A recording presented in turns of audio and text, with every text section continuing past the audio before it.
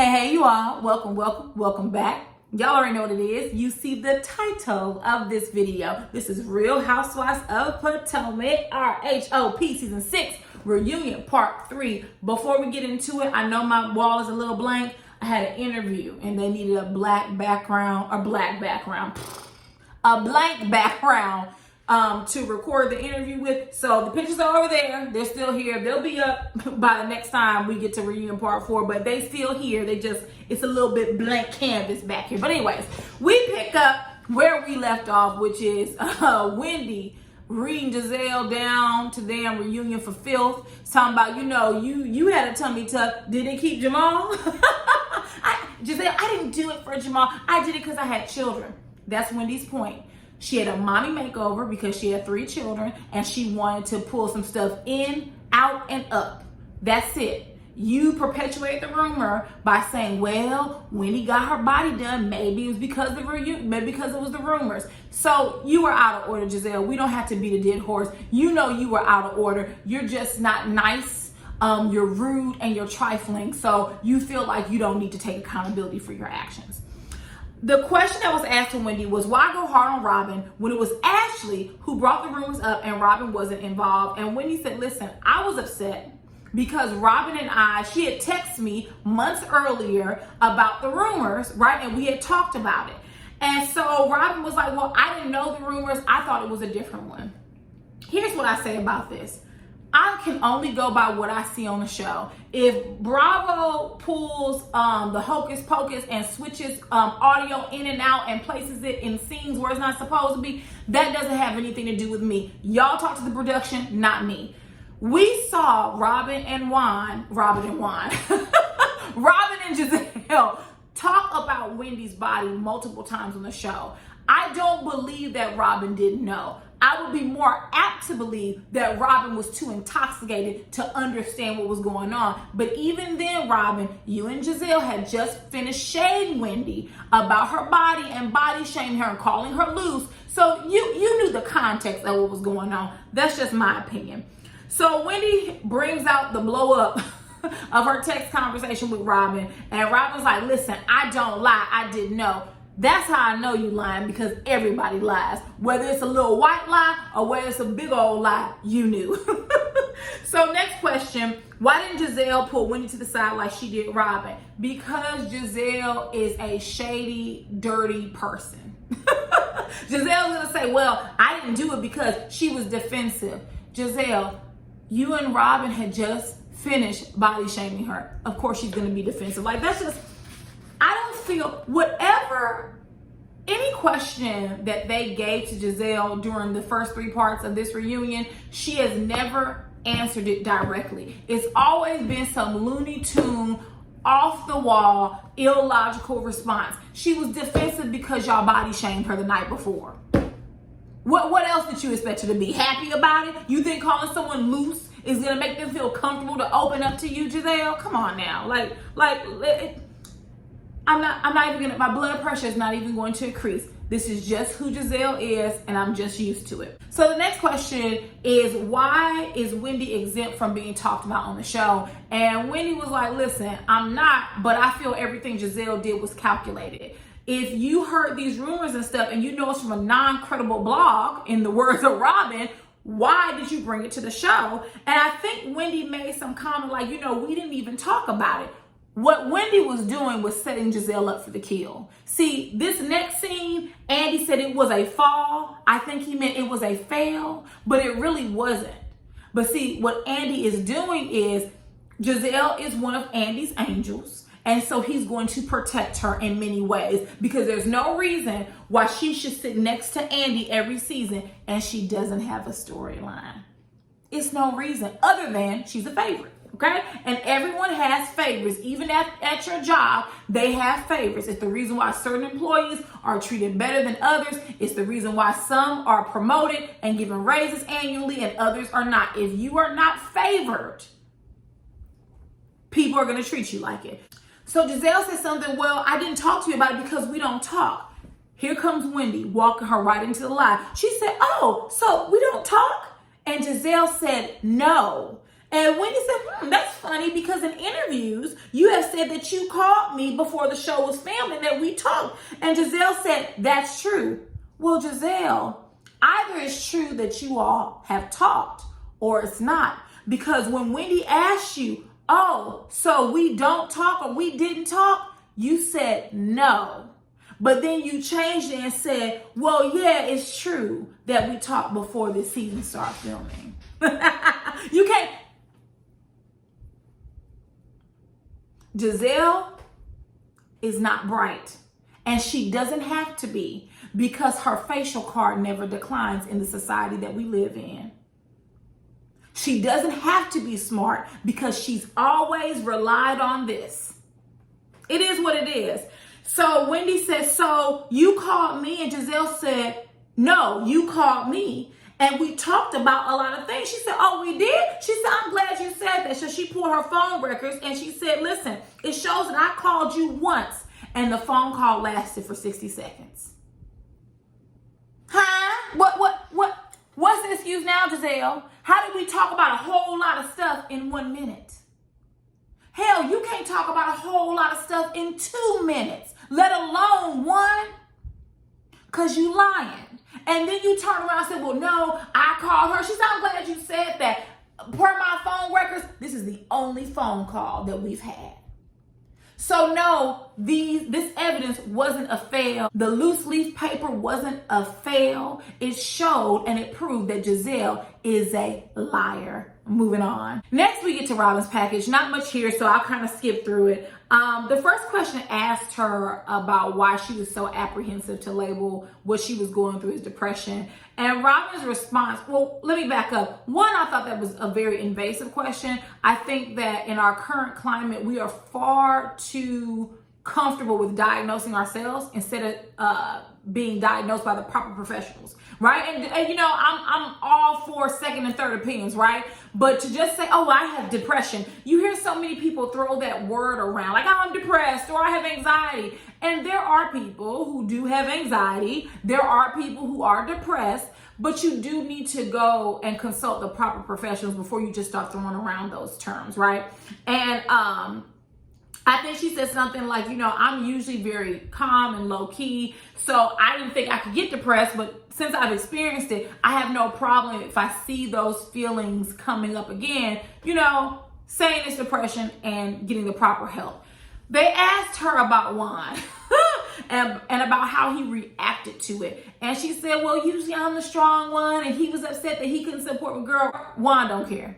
And that's just what it is, okay? So then they talk about Embellish and e-commerce, and she says that she doesn't want to be in a store because she makes more money through e-commerce, which if that's the case, you were able to pay them taxes off, you were able to put a down payment on your home, then keep doing that. But I do just have one question. Who the hell is buying Embellish hats like that? Have y'all purchased any? And I'm asking, not to be funny, but is she making all that money? Honey, let me invest. Embellish if that's the case. Next, they asked Robin, will her and Juan get married by next year? And her response was, I hope so, aka nah. And based on the answers of the cast, the majority of them also don't believe that they'll be getting married next year. Now, I do want to comment on Michael and him saying, you know, when they rolled the beautiful beam footage about, you know, Robin and Juan aren't going to get married, Ashley does a really grand job at covering for Michael. I noticed that no matter what he says or does, she's able to speak up and clearly articulate why he's not accountable or what he meant. It's all lies, right? It's all shit covered in sugar. But anyways, at the end of the day, it's still shit. And so she says, well, Mike believes they won't get married because they've been together so long. Like, what is a piece of paper going to do? First of all, Ashley, you know better than that because you're a married woman. You know exactly what that piece of paper does. And this is not this is not the video to talk about that. But whenever I hear people say, a piece of paper doesn't mean anything. If you think so, if you think it doesn't, fine. I'm not going to argue with you. Listen, let me stay out of single people's business. It's none of my business what you think. But Ashley knows better than that. That's the reason why she's married. Because she could have threesomes with Michael for free. Right? She could have threesomes and turn flips in the bedroom with Michael and not be married to him. There's a reason why she got married to that man. So let's not play stupid. So the next question is, are Juan and her actively trying to get pregnant? Robin says she gives it until she's 43 and she's 42 and a half. So long story short, the answer is no. Moving on. Next, we quickly see Andy. He goes in the back and he visits Nicki Minaj. He tells Nicki, listen, just do your own thing. You can have your own opinion and you can take sides, as if Andy doesn't do that already. I said, Andy, who you think you fooling? You do that already. That's the reason why Gizelle isn't held accountable for a goddamn thing. But anyways, just a little note here. I don't wear lace fronts, and like right now I need my hair redone, but we working with what we working with. But her lace was lifting. Like, Nicki Minaj is a celebrity, and I'm gonna need, you know, the bold hold or the melted lace, whatever y'all call it, to be a little bit better and a little more higher than that. Moving on. Next, the husbands have arrived. You know what's interesting is that I started thinking, I was like, wait a minute. For Beverly Hills, this last reunion, none of the husbands came out. And that was weird to me, because when I did watch Beverly Hills in the first few seasons, the husbands would always show up. Like, why is it that the Beverly Hills husbands didn't come to the reunion? Can someone tell me? Maybe I missed, like, wait a minute. Mauricio didn't come. Garcelle doesn't have a husband. Sutton doesn't have a husband.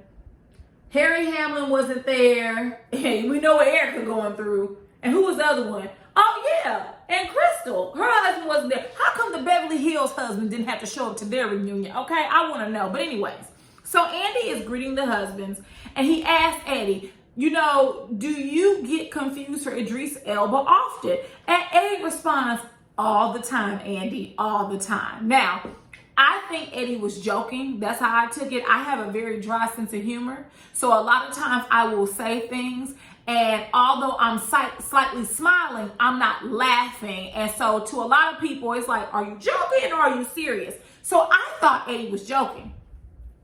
Gizelle responds under her hot breath, that ain't no Idris. Let me tell you something, Gizelle. You're lucky Wendy didn't hear you, because she would have tore you to pieces. And see, that's what I don't like, is that Eddie was joking. He answered a question that Andy asked him. And here you go, that ain't no Idris. Well, what man have you ever dated that even came close to even looking like Idris Elba? Right? Because Jamal ain't fine. Sherman wasn't fine. What man have you dated that would blow us out the park with his looks? The answer is none. So sit there and be quiet. I don't like that. I don't like when these housewives drag each other's husbands into things that they're not involved in. Eddie does not do anything to anyone. And here you go, there ain't no Idris, and you don't have one either, right? Sitting there lying about all the men you've dated. You've dated all these men. Gizelle is the word on the street. You such a big deal. But what you really want in life is to be married and settled. But yet you can't get that, right? Okay. But you all the word on the street, right? So don't worry about whether her husband looks like Idris or not, because you don't have nobody sitting beside or behind you. And even when you did have somebody, Gizelle, talking about Jamal and you were dating, which was a lie, he didn't come to support you then either. So you might want to zip it. That doesn't involve you, okay? That got under my skin when she did that. I don't, because Eddie doesn't do anything to anyone. And you just had to take a dig for no reason. You better be lucky that Dr. Osefo did not hear you, because she would have torn you to pieces, which is why you said it under your breath. But anyways, Michael and Juan did not come to the reunion. Per usual, I don't care. At this point, if Robin and Ashley cannot have their full lives on camera like many of the cast, excluding Gizelle, then they need to be reduced to friends of the show. That's all there is. So then Candace's mom called, and Candace, it was in poor taste for you to be like, Andy, my mom is calling, and to answer the phone. You know that your husband has had a less than enjoyable experience with your mom. You know your mom has been rude, she's been condescending, and according to you and Chris, based on what you all have said, she's outright lying about Chris's finances. I thought it was extremely tone deaf, and it was hurtful to your husband for you to answer that phone and hand it to Andy. You should have looked at your phone and sent it to voicemail. You can talk to your mother after work is over with. Because as you said to defend Ashley later on, well, she has to work. You have to work. You don't take phone calls while you're at work, right? Silence behind the pillow. So 2 takeaways from Dorothy's discussion with Andy. She has no regrets about her behavior at the video shoot because she puts it off on them, the women, saying they were asking her questions. She basically refuses to take accountability. And then second, she has not apologized to Chris face to face. I can tell you this, Chris was not happy about Candace passing that phone to Andy, and I wouldn't have been either. That was extremely tone deaf to your husband's feelings and his experience with your mother. It was extremely tone deaf. That's not something you should have did. But anyways, we're gonna move on.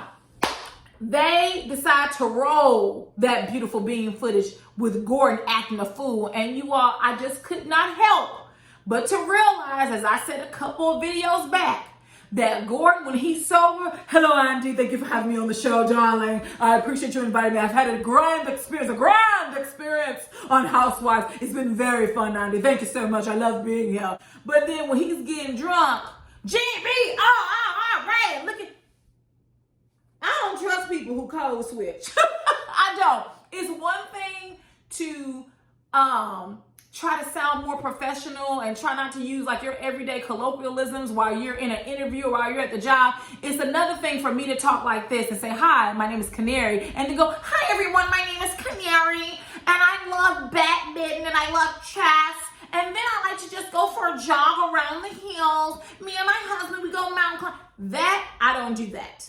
I don't do that. I will eliminate colloquialisms, well, certain ones, and I will eliminate swear words from my vocabulary. But the voice y'all hear today is the voice that it is every day. And if you get me mad, my voice gets deeper. But I'm not gonna change how I communicate. I'm not gonna change my tone of my voice. We're not gonna do all that. No, we not. But anyways, so I got my good eye on Gordon. So they asked Ashley, why was she upset at G's behavior when Michael has acted a million times worse? Ashley says, my husband has never been overtly sexual with anyone in this group. And my mouth dropped down to the damn floor. And this is where, and we're not gonna talk extensively about it here, but this is where white privilege comes in at. Ashley, being Michael's husband, Michael has white privilege, and she benefits it because she benefits from it because she is Michael's wife. The fact that she's able to sit there and tell a lie, even Andy said, well, he said he wanted to whine.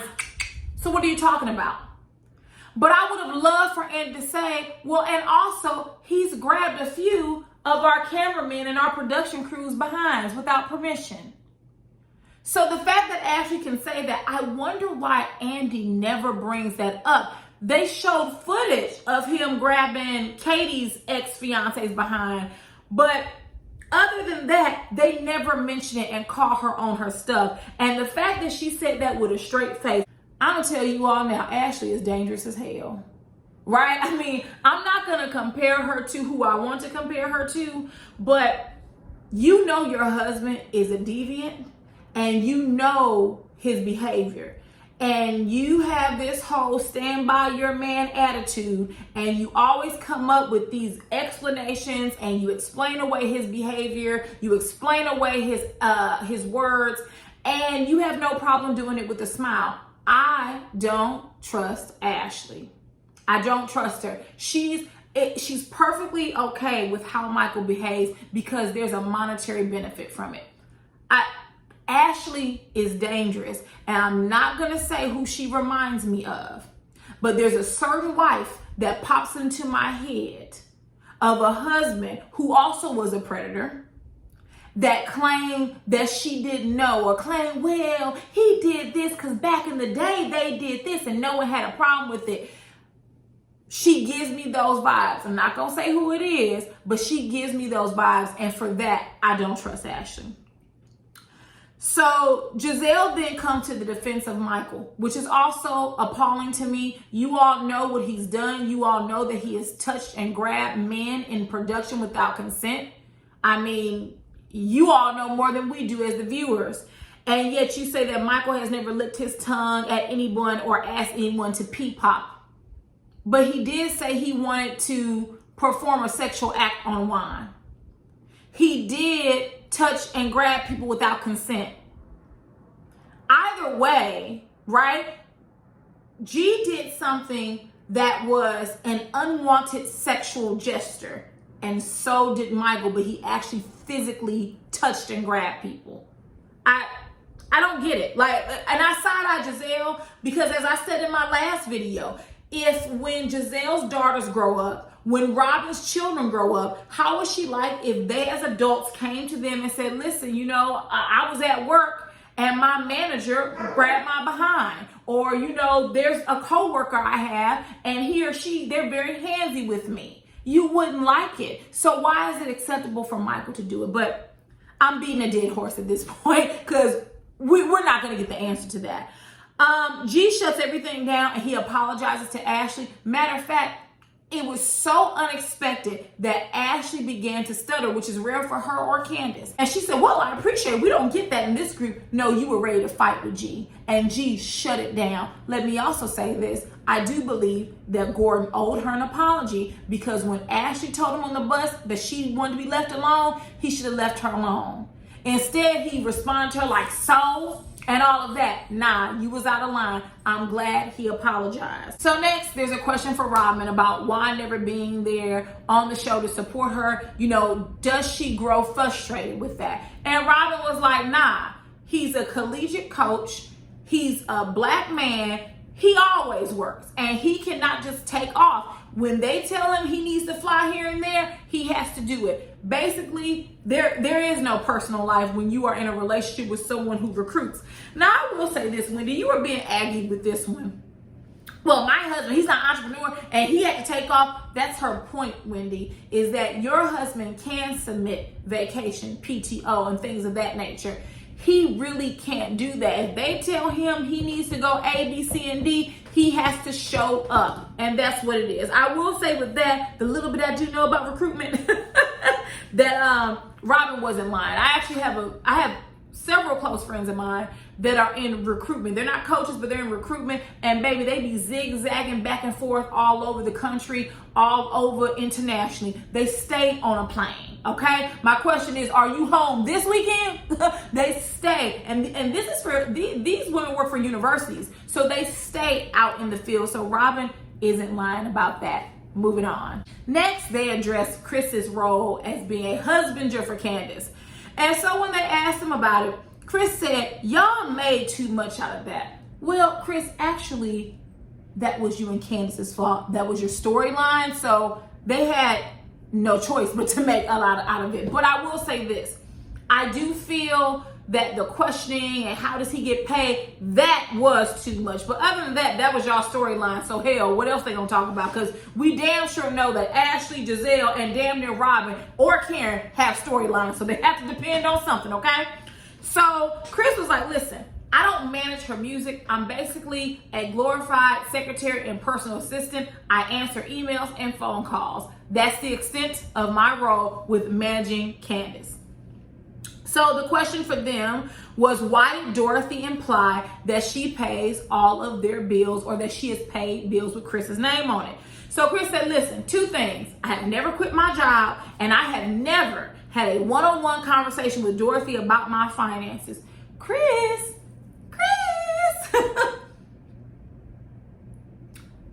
I'm jumping out on a limb here. You have not had a conversation about your finances with your mother-in-law, but I would almost be willing to bet that Candace has. And I base that on Candace's relationship with her mom. I base that on how you all argue on the show. It gets real low down, dirty, and gutter. It goes to, all this and all that. It goes to a place where it should not, in my opinion. I could perfectly see Candace picking up the phone, you done pissed her off, her calling her mother, and she rants about you to her. Right? I can see that. So maybe you haven't had a personal conversation with Dorothy about your finances, but it's possible that Candace has. Either way, as you said, she don't know your finances because she hasn't talked to you. So Candace acknowledges that she's a lot like her mom, but she sees things that she doesn't want to emulate, which I think is fair. I love my parents to death. I've told you all, my parents are like the best parents, but there are characteristics and traits that I wouldn't want to emulate for them. It is what it is. You're your own person, do you? So then we get to the question about whether Chris knew Mia in the past. And Chris was like, listen, I had never even met Mia before this show. And so you can kind of hear Rob in the background. She's like, girl, what were y'all talking about? About, you know, when Mia tweeted about Chris tossing her salad. So lowbrow and so nasty. So nasty for you to even imply that. And Robin, she made sense. She said, why would you say that? And it's a straight up lie because Mia is a liar, Robin. That's what she does. So Andy turned to G, and I actually loved when Andy did this because your wife is a married woman, right? She's a wife, and she's on Twitter saying that Chris tossed her salad in the past. How do you feel about that, Gordon? What say you, Gordon? And Gordon kind of looked like, what the hell? And Mia goes, I told you about that, but it's been a lot going on, so let me refresh your memory. No, you didn't tell him. You didn't tell him about it, Mia. You a lie. That's why you hurried up and interjected. You forgot to tell him about your little antics on Twitter. And so Mia says, well, Candace called me handsome, but she failed to mention that Mia had been on Twitter talking about Skylar and Candace. And even in Candace's tweet, she said, you know, you've been talking about me, and I'm finally going to give your handsome self some attention. And then you got mad, and you took it from there, as you've done with everything on social media. And so Wendy interjects, and she says, well, it's weird for a married woman to say Eddie never made eye contact with you, which I will say this, Wendy, I understood why you were pissed because Mia has this thing about her where everything is sexualized, right? Everything is about a man wanting her. He didn't look me in my eye and da-da-da-da. Mia, I'm going to be real with you. You ain't that fine. Right? I personally wouldn't call you fine. I mean, you do all right, but you're not like drop dead gorgeous. I mean, anyways, we being real. Look at Wendy's skin and look at yours. Yours is giving Rocky Road, okay? Hers is giving Shea Butter, okay? So let's not do this about Eddie wasn't looking in your eye because you so fine. Like, baby, calm down. Calm down. And I agree with Wendy. You say I'm insecure, but you're insecure lying about he tossed your salad. Oh, he tossed your salad.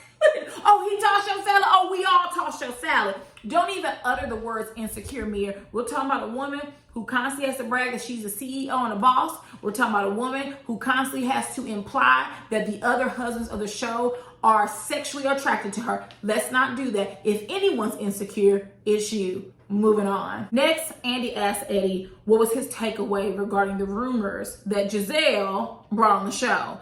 And he says that he thought it was brought up in a way that didn't show concern for him and his children. I would 100% agree. Or his wife, honestly.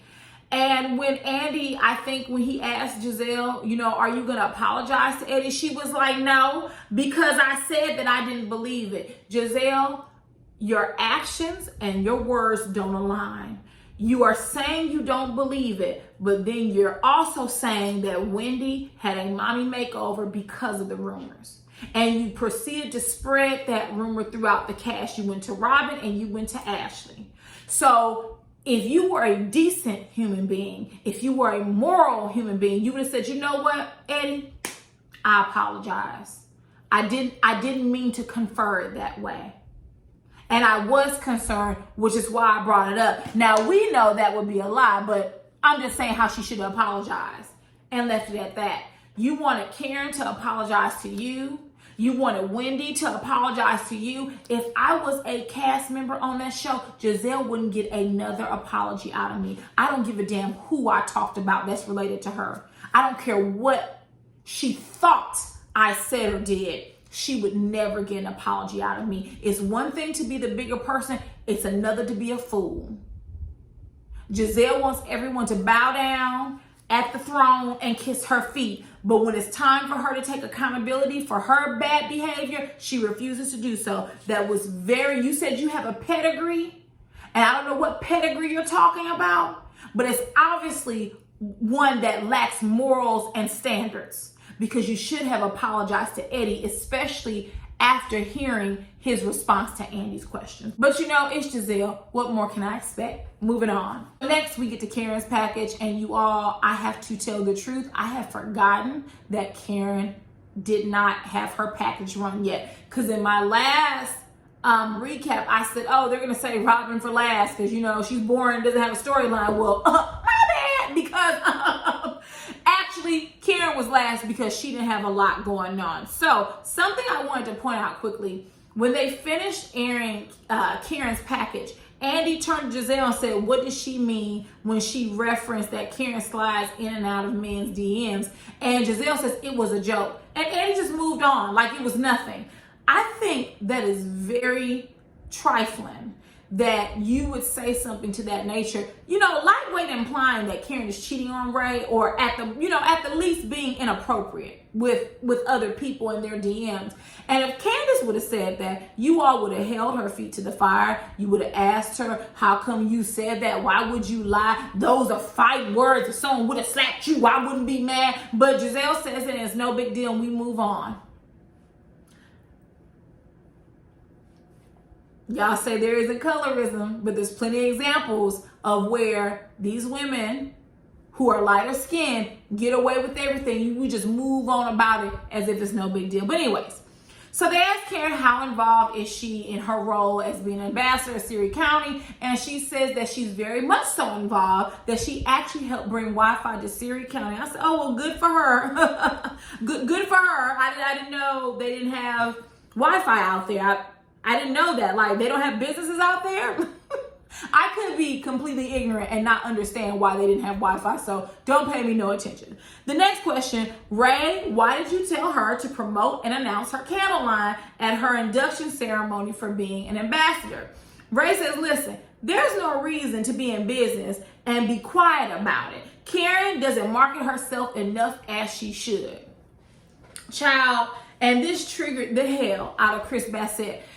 Karen starts saying, you know, Ray is my biggest supporter. You know how she dotes on Ray. And Chris said, listen, I'm gonna let you finish, but how come when I push Candace and I support her, you all accuse me of riding her coattails? Child, Gizelle grabbed the mic and she said, listen, Ray was the breadwinner for 20 years. Ray is the reason why she's on this show. Ray is the reason why she even had the credit to get into perfume, and then she's in Bloomingdale's and things of that nature. So what's going on with you and Candace? That ain't it. I said, uh-oh. So Chris said, wait a minute, do you all think I live under a goddamn bridge with Ashley's mama? I'm just telling y'all, he didn't say nothing about Ashley's mama. That's all me. But he did ask him, like, do you all just think I don't make any money? Do you all just think I came from a hole in the wall? Like, what are your thoughts about me? He said, you all perpetuate the narrative that I'm not shit and I don't do shit. And Chris said, you know, just so y'all can know, when me and Candace started dating, I was paying my rent and hers. What I was not going to do was pay a full mortgage for an investment property that was for her and her mom, and we were not married. And absolutely, that is the right thing to do. Him and Candace were not married. Why would I pay the full mortgage for an investment property when we could break up and then what I'm going to be left with? Because I'm going to tell y'all now, not only is the legal profession one of the most racist and sexist, it is also very traditional. And if you come to court with that nonsense, they're going to ask you, well, are you married? Oh, no, we weren't married. We just was living in together. Okay, well, bye. Bye-bye. You'll figure it out. Bye-bye. They're not even entertaining those things, okay?